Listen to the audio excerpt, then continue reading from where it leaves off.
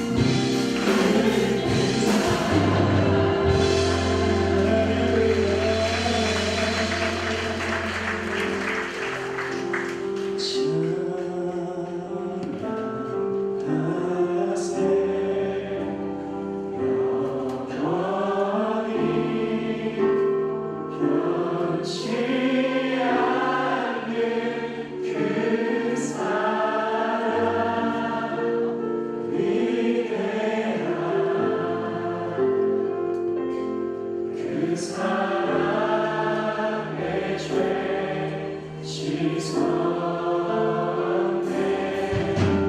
세상 모든 능력과 권세보다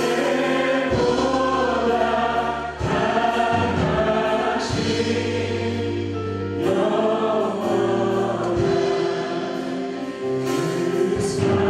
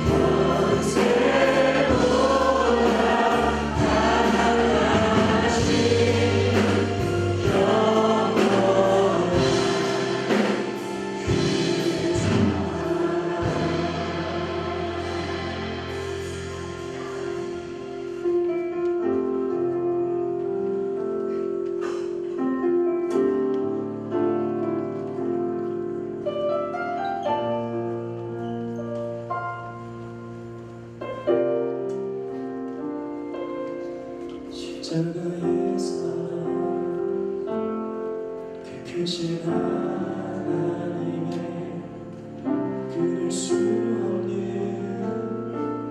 놀라운 사랑 그 사랑 흘러가 큰 바다를 이루고 증명할 수 없이 맘에 넘쳐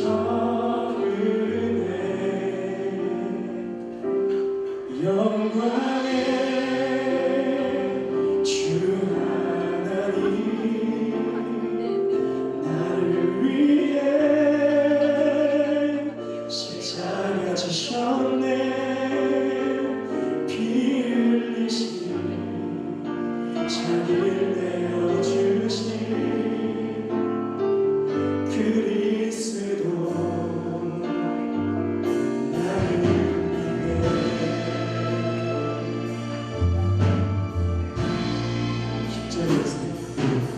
십자가의 사랑 그 크신 하나님의 끊을 수 없는 놀라운 사랑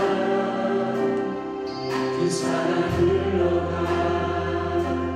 큰 바다를 이루고 증명할 수 없이 내 맘에 넘쳐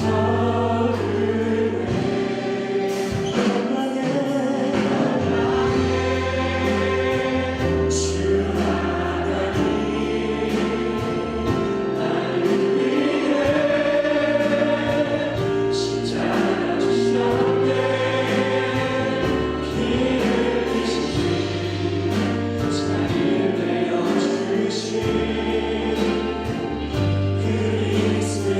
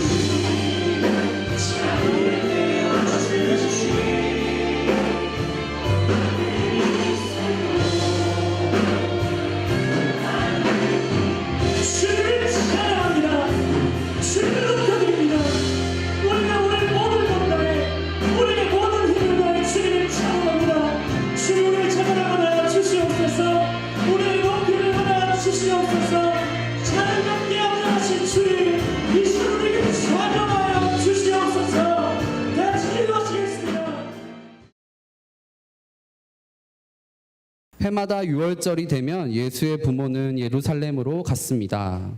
예수께서 12살이 되던 해에도 그들은 관례에 따라 절기를 지키러 예루살렘에 올라갔습니다. 기간이 끝나 그 부모는 집으로 돌아가는 길이었는데 소년 예수는 예루살렘에 남아 있었습니다. 그러나 부모는 그 사실을 알지 못했습니다. 그들은 예수가 일행 속에 있으리라 생각하고 하룻길을 가다가 그제야 친척들과 친구들 사이에서 예수를 찾기 시작했습니다. 그러나 찾지 못하자 그들은 예루살렘으로 되돌아가서 예수를 찾았습니다. 3일이 지나서야 그들은 성전뜰에서 예수를 찾게 됐습니다. 그는 선생들 가운데 앉아서 이야기를 듣기도 하고 묻기도 하고 있었습니다. 예수의 말을 들은 사람들마다 그가 깨닫고 대답하는 것에 몹시 감탄했습니다. 그 부모는 예수를 보고 놀랐습니다. 그래서 그의 어머니가 말했습니다. 얘야, 왜 우리에게 이렇게 했느냐? 내 아버지와 내가 얼마나 걱정하며 찾았는지 모른다. 함께 읽겠습니다. 그러자 예수가 말했습니다. 왜 나를 찾으셨습니까? 내가 마땅히 내 아버지의 집에 있어야 하는 줄을 모르셨습니까? 아멘. 오늘 하나님께서 우리에게 주신 말씀 누가복음 2장 41절에서 49절 말씀인데요. 예수를 잃어버린 자리라는 제목으로 오늘 함께 말씀 나누게 되기를 원합니다. 네, 2007년도에 군대를 전역하고 좀 한창이 지나서 처음 전도사 사역을 시작했습니다. 제 학부 때 신학을 했기 때문에 굉장히 제 안에 뜨거운 열정이 있었고요. 그 다음에 군대에서 하나님을 좀 더 깊게 만났기 때문에 이제 약간 그 어떤 것도 나를 막을 수 없다라는 이런 생각으로 사역을 시작을 했습니다. 굉장히 뜨거웠어요. 굉장히 뜨거웠고 정말 교회에 목숨 거는 인생. 정말 목사님이 저를 보면서 그래, 너 같은 사역자가 있어야 이 나라가 살아날 것 같아라고 칭찬을 하셨던 그 당시에 생각을 해보면 어떻게 그렇게 살 수 있었을까라는 생각을 좀 하게 됩니다. 그때 섬겼던 중고등부 학생이 8명이었는데요. 하루에 1명씩 돌아가면서 이제 아이들을 매일 만나고 이제 새벽 2시, 3시까지 뭐 통화하는 건 일수였고요. 아이들이 행여나 저한테 전사님 힘들어요 라는 말이 이제 들리면 이제 학교도 때려치고 동시에 막 미친 듯이 뛰어가서 뭐가 힘든데 막 이러면서 뭐 아이들을 좀 돌봤던 기억이 있습니다. 그런데 생각해 보니까 그게 어느덧 10년 전 이야기예요. 10년 전 이야기. 좀 지금 오늘 말씀을 준비하면서 그때에 대한 열정을 좀 다시 한번 생각을 해 보았는데, 되돌아보는 순간 제 안에 들었던 생각은 무엇이었냐면요. 제게 남은 열매는 그때 뜨거웠던 열정의 열매가 아니라 어느덧 차갑게 식어버린 익숙함의 열매가 남은 것을 저 스스로 돌아보게 됩니다. 익숙함이라는 것을 차갑게 식어버린 열매라고 이야기를 했는데요. 그렇게 말씀드린 이유가 무엇이냐면, 익숙함이라는 것이 일에 있어서 무언가 숙련된 것을 말하는 좋은 것으로 들릴지 모르겠지만, 하나님 안에서의 익숙함은 좋은 것의 의미와는 좀 상반된 것 같습니다. 신앙에 있어서 익숙함은 우리가 경계해야 되는 것이고요. 신앙에 있어서의 익숙함이라는 건 사실 우리가 처음의 마음을 잃어버렸다는 것과 같은 의미로 사용되기 때문에 그렇습니다. 차가운 익숙함이라는 열매는 하나님께서 원치 않는 열매라는 생각이 들었습니다. 익숙함에 빠질 때 우리는 처음의 마음을 잃어버리고 정말 쳇바퀴 돌아가듯이 매일 똑같은 인생을 반복하는 삶을 살아간다라는 것이죠. 그 반복된 삶이 뭐가 문제냐라고 이야기하시는 분들이 있겠지만, 반복된 삶의 가장 큰 문제는 무엇이냐면 진짜 중요한 것이 무엇인지를 잃어버린다라는 거예요. 많은 청년들, 이제 여러분들이 졸업을 하시고 취업을 하게 되면 이제 그런 이야기를 합니다. 매일 똑같은 인생. 여러분 때는 뭐 죽지 못해 살지요라고 이야기를 하지만 이제 매년 청년 시대가 되면 매일 똑같은 인생 가운데 그냥 돈 벌려고 사는 것 같아요 라는 고백들이 나와요. 매일 똑같은 시간에 출근하고 비슷한 시간에 퇴근하고 매일 만나는 비슷한 사람들을 만나면서 살아가는데, 그런 인생 가운데 우리가 잊고 살아가는 것, 사실 그것이 가장 중요한 것이라는 겁니다. 여러분들 대학교에 처음 들어갔을 때 마음가짐 혹시 기억나십니까? 내가 원하는 대학교에 들어가지 않았던 분들은 아쉬움이 가득한 마음이었겠지만, 혹시나 내가 가지고 있는 점수보다 좀 더 좋은 곳에 들어가는 사람들이라면 아마 대학교를 감사함으로 들어가셨을 거예요. 혹시 취직한 분들 중에 정말 너무 가고 싶었던 회사에 취직하신 분들도 같은 마음이셨을 겁니다. 남자들 군대에서 전역할 때 그 기쁨, 지금 생각해 보시면 다 잊어버렸을 거라고 생각해요. 사실 그때 마음은 너무나 귀하고 너무나 아름다운데 뒤돌아보면 그런 마음이 온데간데 없이 사라져 버린다라는 것. 또 여러분들이 하나님을 처음 만났을 때를 혹시 기억하십니까? 그때는 정말 뜨거웠고 그때는 정말 하나님 보시기에 좋았는데 지금은 여러분 그런 인생을 살고 있는지 한번 스스로를 돌아보는 시간이 되었으면 좋겠습니다. 이 익숙함은 사실 신앙인들에게 굉장히 좋지 않은 습관이라고 말씀을 드렸는데요. 이 익숙함에 대한 이야기가 오늘 본문 말씀에 등장합니다. 41절에서 42절 말씀을 같이 한번 읽어봤으면 좋겠는데요. 41절에서 42절 말씀. 해마다 6월절이 되면 예수의 부모는 예루살렘으로 갔습니다. 예수께서 12살이 되던 해에도 그들은 관례에 따라 절기를 지키러 예루살렘에 올라갔습니다. 신명기 16장 16절에 보면요. 남자들은 1년에 3번 무교절, 77절, 장막절에 하나님 여호와 앞에 그분이 선택하신 성소를 향해 나아가라라고 성경은 말하고 있습니다. 그것으로 인하여 13세 이상 성인들의 남자들은요, 이 세 절기를 꼭 지켜야만 했습니다. 포로 시절 이후부터 각각의 지역으로 흩어진 유대인들이 예루살렘 성전으로 모인다는 것은 그렇게 쉽지 않다라는 것이죠. 어떤 의미냐면 여러분들이 부산에 사는데 1년에 3번씩 서울로 차를 타거나 KTX 타고 올라가는 게 아니라 말 타고 올라온다라고 생각하시면 됩니다. 그 중심으로 모여서 왜 올라오냐면 무언가 즐기러 오는 것이 아니라 예배를 드리기 위해서 매년 3번씩 올라온다라고 생각하시면 좋아요. 유대인들에게도 이 일은 지키는 게 그렇게 쉽지 않았습니다. 멀리 떨어져 있는 사람들은 한 달이라는 시간 동안을 와야 됐고 한 달이라는 시간을 동안을 다시 한번 집으로 돌아가는 데 사용을 했었어야 한다라는 거죠. 그런데 경건한 유대인들은 이 날만큼, 특별히 6월절만큼은 어떻게든 지키려고 노력을 했다라는 것이죠. 41절 말씀에 보면 요셉과 마리아는 해마다 6월절을 지켰다라고 이야기를 하고 있어요. 이 본문으로 미루어 봤을 때 이 두 사람은 굉장히 경건한 사람들이었다라는 거예요. 마치 여러분들처럼 주일 오후 4시 반 예배를 매주 지키려고 정말 많은 것들을 포기하고 또한 하루에 정말 그 앞에 예배를 드리고 쉴 수 있는데 그럼에도 불구하고 이 예배를 지키기 원해서 나아온 여러분과 같이 굉장히 경건한 사람이었다라는 겁니다. 그런데 예수님이 12살 되던 해에도 관례에 따라 예루살렘에 동일하게 올라왔었는데 거기에서 한 가지 아찔한 일을 경험하게 된다라는 것이죠. 바로 예수님을 잃어버린 사건이 그 자리 가운데 일어나게 된다라는 겁니다. 왜 마리아가 매번 가던 성지순례길에서 예수님을 잃어버렸을까? 매번, 한두 번도 아니고 매번 정말 최소 결혼을 하고 예수님을 잉태한 이후에 최소 12년 이상 계속했던 그 과정 가운데 마리아는 예수님을 잃어버렸다라는 것이에요. 그 이유가 무엇이냐면 마리아의 경험 그리고 반복되었던 어떻게 보면 매년 동일하게 해왔던 그의 삶의 익숙함이 중요한 것을 잃어버리게 했다라는 겁니다. 마리아가 중요한 것을 놓친 이유가 무엇일까요? 그게 바로 오늘 본문의 43절 44절 말씀에 있습니다. 43절 44절 말씀 같이 한번 읽어볼게요. 시작. 기간이 끝나 그 부모는 집으로 돌아가는 길이었는데 소년 예수는 예루살렘에 남아 있었습니다. 그러나 부모는 이 사실을 알지 못했습니다. 그들은 예수가 일행 속에 있으리라 생각하고 하룻길을 가다가 그제야 친척들과 친구들 사이에서 예수를 찾기 시작했습니다. 마리아가 중요한 것을 놓쳐버린 이유가 무엇이냐면 바로 마리아가 가진 그릇된 확신 때문에 그랬다라는 것이죠. 그릇된 확신. 말씀을 살펴보면 아이 예수는 예루살렘에 머물러 있었지만 부모는 당연히 자기들과 같이 있을 거라고 생각을 했다라고 이야기를 합니다. 그렇게 생각하고는 하룻길을 갔어요.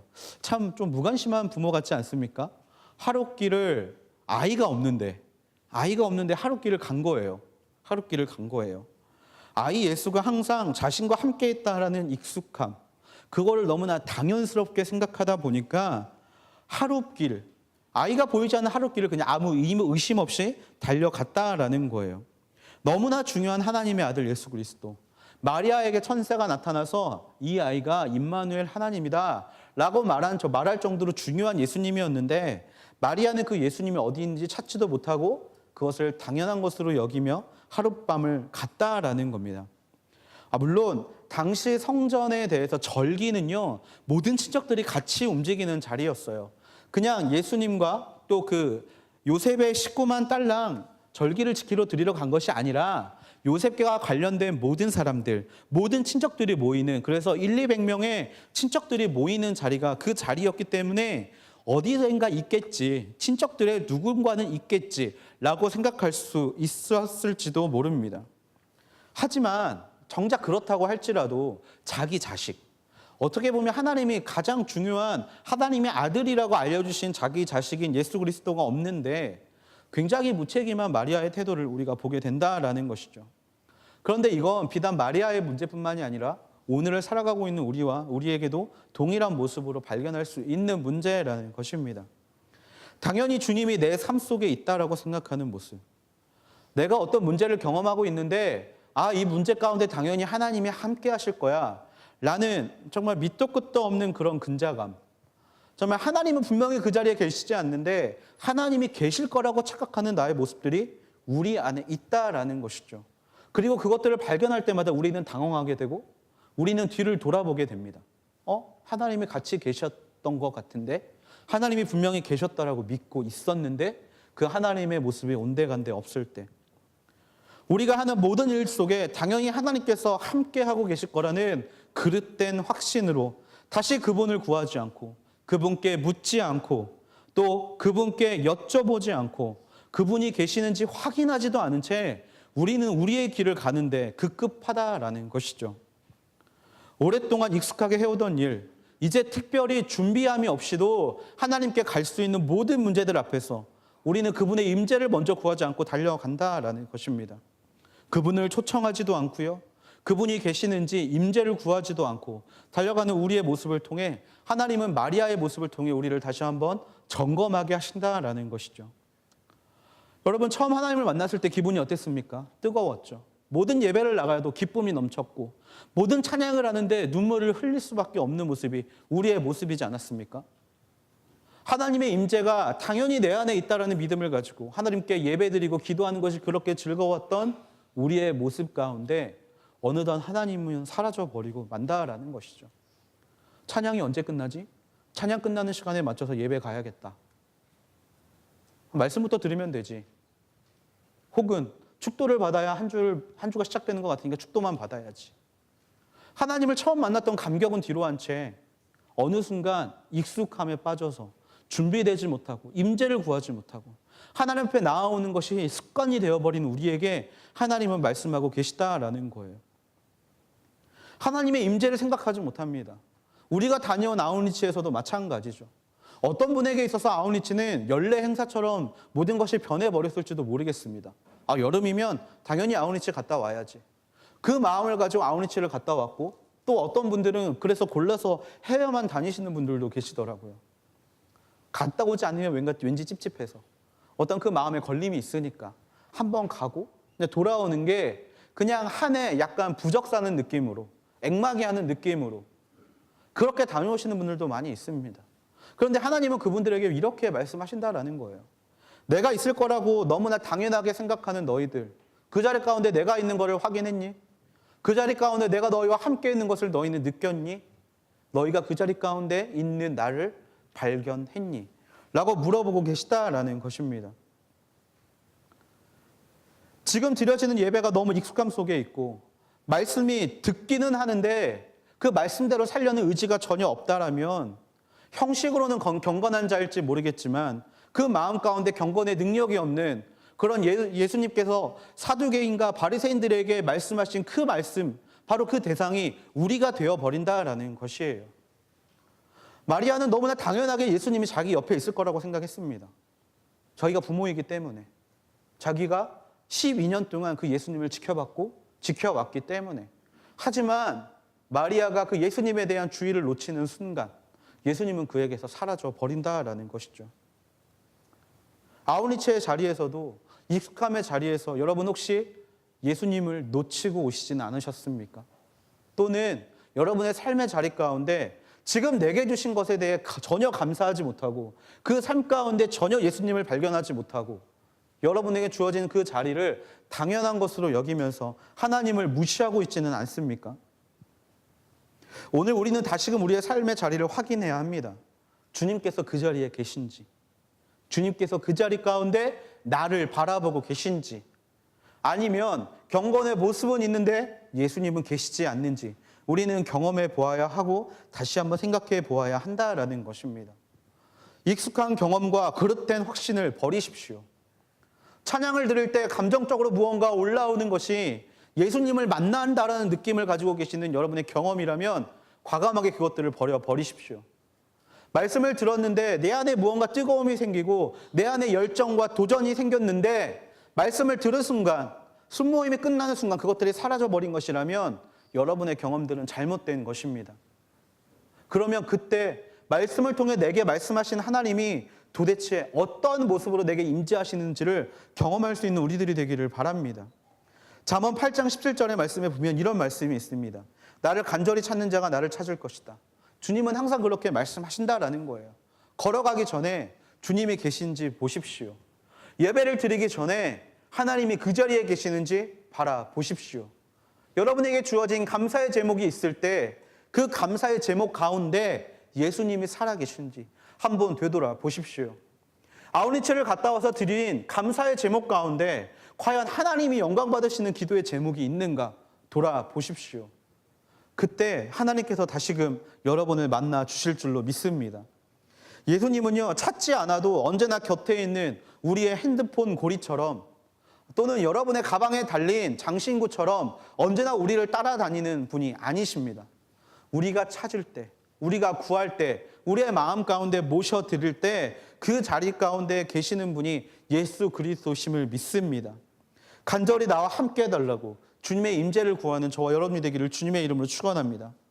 사무엘하 5장 23절 말씀에 보면 다윗이 블레셋 군대를 향해 달려가는 장면이 등장하는데 그 블레셋 군대를 달려가기 전에 하나님께 여쭤보는 장면이 등장합니다. 내가 올라가서 그들을 쳐야 하는 게 맞습니까? 분명히 하나님이 다윗에게 말씀하셨어요. 네가 전쟁에 나가면 승리할 거라고. 그런데 다윗은 최고의 순간까지도 하나님께 여쭈어보고 달려간다라는 거예요. 하나님, 지금입니까? 내가 언제 달려가야겠습니까? 하나님이 모든 것이 된다라고 하면 그냥 달려가는 게 맞는 것처럼 보이는데 다윗은 끝까지 그 걸음 하나까지도 하나님께 여쭤보고 달려간다라는 겁니다. 그런 자들에게 하나님은 귀찮아하지 않으신다라는 거예요. 그래, 뽕나무 위에서 소리가 들리면 달려가. 나뭇가지들이 서로 부딪히면서 소리가 내는 것 같으면 그때 달려가. 그러면 완벽한 승리를 얻을 수 있을 거예요. 말씀하시는 나무, 하나님의 임재, 그것들을 언제나 사모하며 나아갈 때 하나님이 그 인생을 귀하게 사용하시는 줄로 믿습니다. 결국에 하나님께 묻고 그분이 움직이실 때 움직이는 인생, 또 그렇게 살아오는 모든 인생들에게 하나님이 임재하신다라는 것이죠. 하나님의 임재의 존재를 끊임없이 확신하십시오. 그리고 그것이 언제 가능합니까? 바로 나의 익숙함을 버릴 때 가능하다라는 거예요. 익숙함을 버릴 때. 정말 매일 습관처럼 매일 루틴을 가지고 반복해왔던 신앙의 모든 습관들을 버리시고 그 익숙함을 뒤로 한 채 새로운 것들을 바라고 새로운 것들 앞에서 하나님 앞에 엎드릴 때 하나님께서 임재하신다라는 겁니다. 시편 말씀에 보면 새 노래로 여호와를 찬양하라라는 말씀이 있어요. 여기서 말하는 새 노래는 두 가지의 뜻을 가지고 있습니다. 첫 번째는 뉴송이에요. 새로운 노래예요. 말 그대로. 아까 우리 중건 전도사님이 이렇게 만드시고 또 우리 강은 MC가 만든 그런 어떤 새로운 노래, 그런 노래를 통해서 새로운 고백을 통해서 하나님이 영광 받으시는 것 맞습니다. 하지만 새로운 마음으로 새롭게 부르는 찬양도 하나님 앞에서는 새 찬양이 된다라는 거예요. 우리의 매일의 삶이 똑같다 할지라도 새 찬양을 드리는 자의 마음으로 하나님 앞에 달려갈 때 하나님은 분명히 그들의 인생 가운데 함께 하실 것이고 그 익숙함을 버리는 인생 가운데 귀한 역사를 주시는 분이심을 믿습니다. 두 번째로 마리아가 중요한 것을 놓쳐버린 이유는요, 유월절의 분주함 때문이었죠. 유월절의 분주함. 우리나라 민족의 대명절은 설입니다. 설. 유대인의 대명절은 이 설날과 마찬가지인 대명절이 바로 유월절이라는 거예요. 유월절은 영어로 패스오버죠. 어린 양의 피를 문설주에 바른 히브리인들이 자신들의 장자가 죽지 않은 것을 즐거워하고 정말 자신의 장자를 지킬 수 있었다라는 사실에 감사하는 날이 바로 유월절입니다. 그러면 그 날의 주인공은 누구입니까? 어린 양이어야 맞죠. 유월절의 주인공은 어린 양이어야 맞습니다. 어린 양이 누굽니까? 예수 그리스도 아닙니까? 그러면 유월절에 우리가 분주하게 살아가는 것이 중요한 게 아니라 그 나라의 주인공을 바라보아야 한다라는 거예요.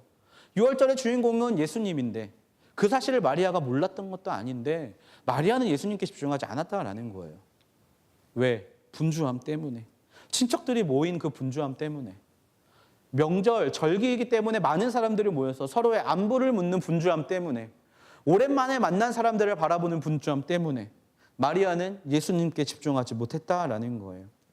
관심이 분산됐기 때문에 예수님께 집중하지 못했다라는 겁니다. 예수님께 집중했어야 했는데 우리의 예배 주인이 누구십니까? 예수 그리스도 아닙니까? 여러분 누구께 예배드리러 왔습니까? 예수 그리스도. 하나님께 예배드리러 온 것 아닙니까?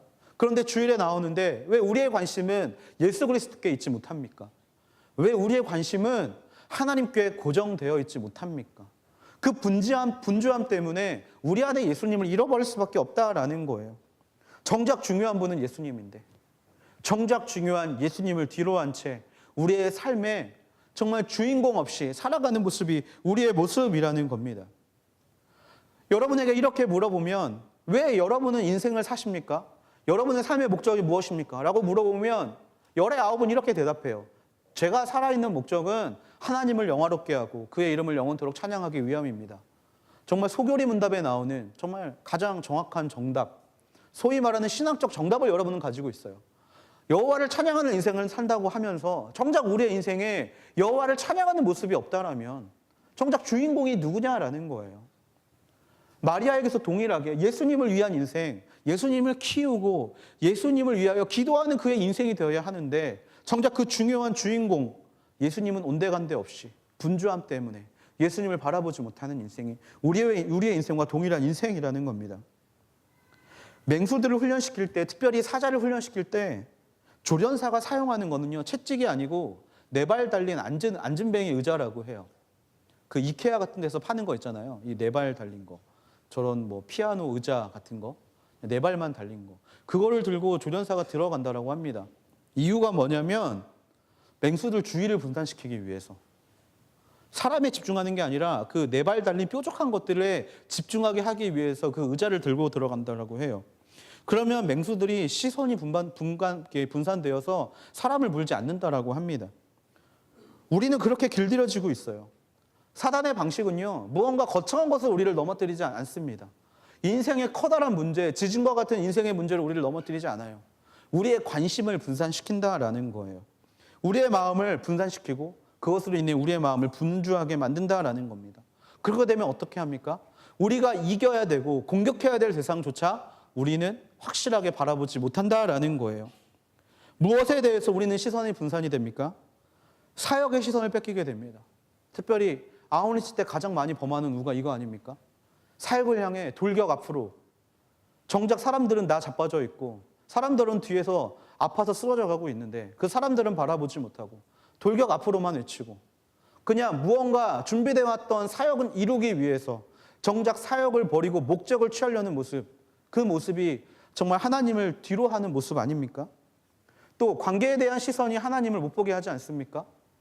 교회 나오는 게 마음이 어려운 것, 사람을 만나는 게 마음이 어려운 것, 내가 싫어하는 사람들 때문에 정작 중요한 예수님을 바라보지 못하는 것, 그것이 바로 우리의 시선을 빼앗는 것들이라는 거예요. 세 번째, 내 마음의 시선을 뺏깁니다. 내 마음에 좋은 것들만 쫓아가려고 하고 내가 보기 좋아하는 것, 내가 원하는 것들만 쫓아가길 원하는 마음, 그런 마음이 우리들의 마음이라는 거예요. 왜 그런 것들의 시선이 분산됩니까? 정작 중요한 하나님이 그 앞에 계시는데 왜 정작 그 곁길로 가려고 하십니까? 정작 중요한 하나님이 눈앞에 있는데. 우리는 그런 마음의 분주함을 다스려야 한다라는 거예요.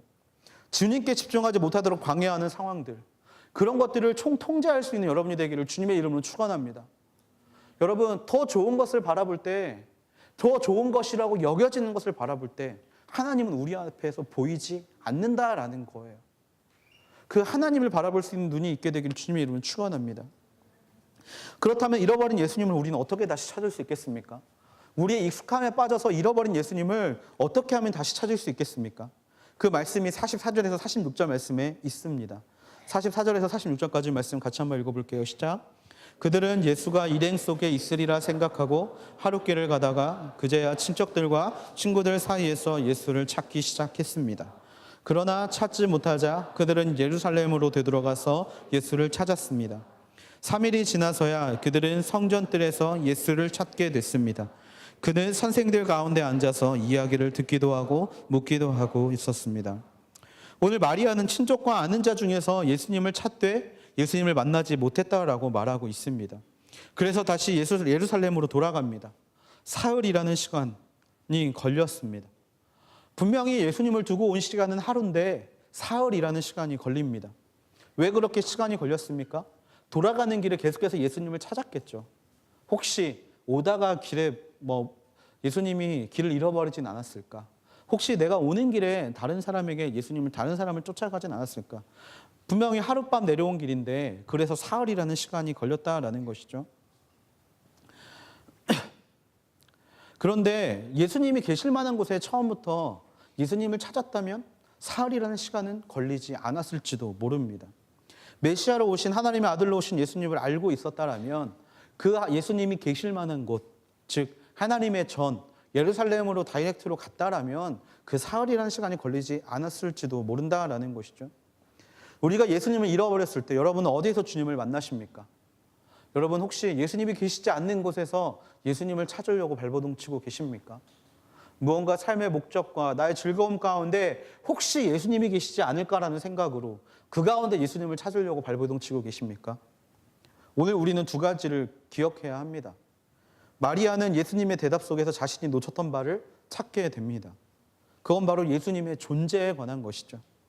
마리아가 이 메시아인 예수님을 의식하고 기억하고 있었다면 예수님이 계신 곳으로 갈 수 있었을 겁니다. 예수님은 마리아에게 이렇게 이야기하셨죠. 내가 마땅히 아버지의 집에 있어야 할 것을 알지 못하셨습니까?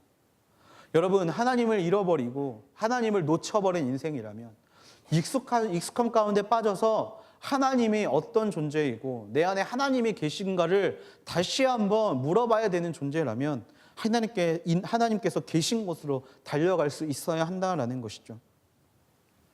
마리아가 그랬듯이 예수님을 잃어버린 그 자리가 어디입니까? 바로 우리가 무언가 익숙함에 빠져서 하나님을 놓쳐버린 자리, 예배의 자리가 될 수가 있고요. 또는 아우니체의 자리가 될 수 있고요. 또는 여러분의 삶의 자리가 될 수 있습니다. 너무나 익숙함에 빠져서 하나님의 임재함을 찾지 못했던 자리, 바로 그 자리로 돌아가십시오. 그러면 그 자리 가운데 분명히 예수님이 계시는 줄로 믿습니다. 예배의 처음으로 돌아가십시오. 특별히 예배의 낯섦으로 돌아가십시오. 여러분, 예배 가운데 하나님을 만날 수 없다면 처음 마음으로, 예배를 처음 나왔을 때 뜨거움으로 먼저 10분 전에 나와서 그 예배를 위하여 한번 기도해 보십시오. 매일 나오던 시간 말고 조금 더 앞서 나와서 하나님께 간구해보고 찾아보십시오. 그러면 분명히 하나님이 그 자리 가운데 여러분의 익숙함을 뒤로한 채 새로운 모습을 여러분을 만나 주실 줄로 믿습니다. 뜨거웠던 첫사랑의 감격을 잃어버렸다면 그 첫 감격을 맛봤던 자리로 돌아가십시오. 베드로가 예수님 십자가에 못 박히신 이후에 돌아가는 곳은 갈릴리였습니다. 그곳이 예수님께서 그들을 처음 만나 주셨던 자리였기 때문에, 그곳이 예수님이 자기에게 소명을 주신 처음 자리였기 때문에 베드로는 갈릴리로 돌아갑니다. 마찬가지로 우리에게 처음 마음 주신 예수님, 바로 그곳으로 돌아가십시오. 그러면 예수님은 분명히 그곳에 계실 것입니다. 그곳에서 분명히 새로운 마음으로 여러분에게 새롭게 일어나라고 격려해 주실 줄로 믿습니다. 사역에 지치신 분들 계십니까? 사역을 감당하기 위한 첫 마음의 자리로 돌아가십시오. 특별히 순장들, 특별히 그룹장들, 특별히 MC들, 무언가 특별한 직책을 가지고 사역의 자리에 섬기신 분들이 있다면, 특별히 다른 곳의 선생으로 또 다른 곳에 봉사하는 사람들로 그 마음을 가지고 계신 분들이 그 마음에 지침이 있고 감사함이 없다라면 처음 그곳에 지원하게 된, 처음 콜링 받았던, 처음 하나님이 말씀하셨던 것을 듣는 마음으로 돌아가십시오. 분명히 하나님이 다시금 여러분의 마음을 새롭게 하실 줄로 믿습니다. 그 낯설음 가운데 나아가실 때, 익숙함을 버리고 낯설음 가운데 나아가실 때 하나님이 분명히 그 자리 가운데 우리를 기다리고 계시는 줄로 믿습니다.